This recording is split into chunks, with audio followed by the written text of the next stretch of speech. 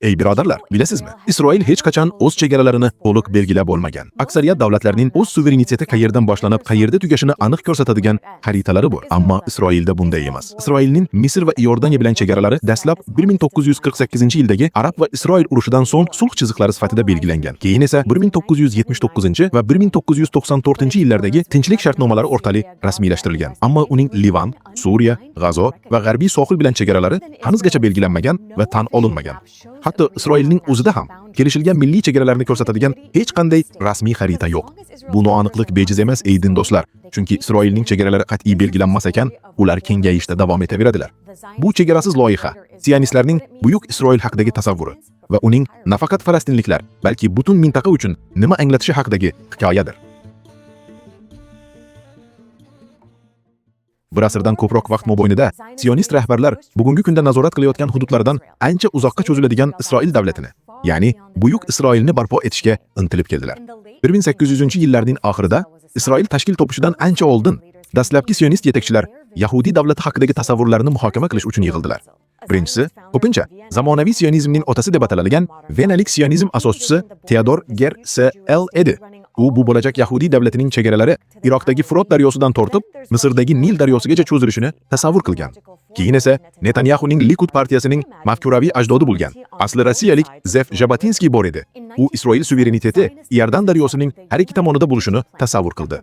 1947-yilda sionist yetakchilar Falastinni ikkita alohida davlatlar, biri falastinliklar va ikkinchisi Yahudi amakivachchalarimizga bo'lishni taklif qilgan Birlashgan Millatlar Tashkilotining bo'lish rejasini qabul qildilar.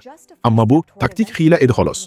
Isroilning birinchi bosh vaziri David Ben-Gurion bu o'zi tasavvur qilgan buyuk Isroilning barchasini oxir-oqibat nazorat qilish yo'lidagi birinchi qadam ekanligini ochiq aytgan.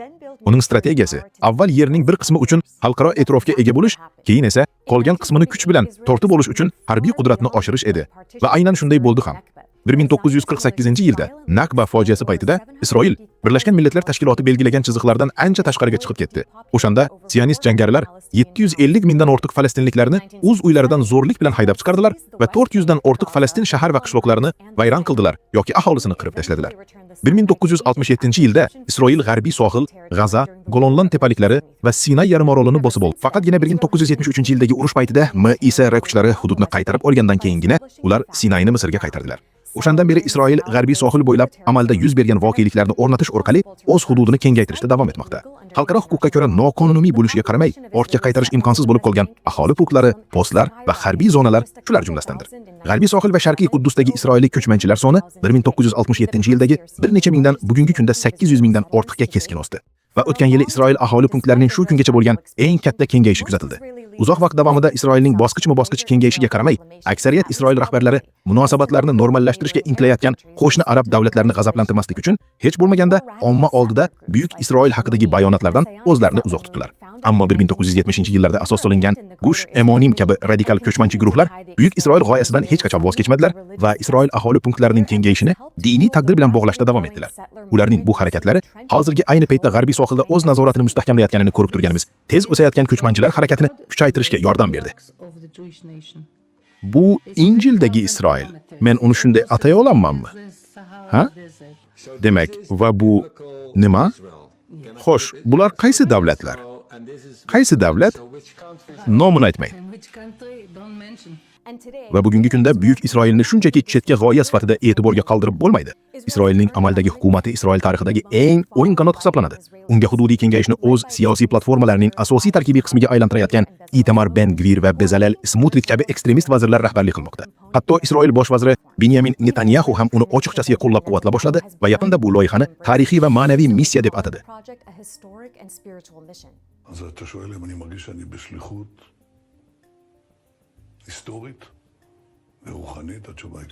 Bu nafaqat falastinliklar, balki butun mintaqa uchun ulkan oqibatlarga olib keladigan bayonotdir. Isroil askarlari G'azzada qirg'in o'tkazayotgan paytda buyuk Isroil nishonlarini taqib yurganliklar aniqlandi va Isroil rahbarlari G'azzaning butun aholisini isroillik ko'chmanchilar bilan almashtirish uchun etnik tozalashga chaqirmoqdalar. Ba'zi isroilliklar Isroil Janubiy Livan va Suriyada bosib olgan hududlarga aholi punktlarini kengaytirishga turtki berish uchun fashistlar Germaniyasining yashash maydoni uchun yerni bosib olish doktrinasini ochiqdan ochiq tilga olishgacha borishdi. G'arbiy sohilda Isroil hukumati yaqinda G'arbiy sohilni amalda ikkiga bo'ladigan va kelajakda Yaxlet yashovchan Falastin davlatini tashkil etilishiga to'sqinlik qiladigan yangi aholi punktlari burilishini ma'qulladi. Isroil hech qachon o'z chegaralarini rasman belgilab olmagani uchun har bir urush, yer tortib olish va bombardimon qilish kampaniyasi uzoq vaqtda Isroil nazorati xaritasini qayta chizish imkoniyatiga ega. Amalda yuz bergan har bir yangi voqelik Isroilni, buyuk Isroilni haqiqatga aylantirish bo'lgan yakuniy maqsadiga yaqinlashtiradi va har safar dunyo e'tiborini chalg'itib, Isroilga qo'shnisining suverenitetini buzishiga jim qarab tursa, Isroil rahbarlari yanada dadillashadi. Tarix shuni ko'rsatadiki, ey mu'minlar, bosqinchilar ularni majburlamagungacha aslo to'xtamaydilar.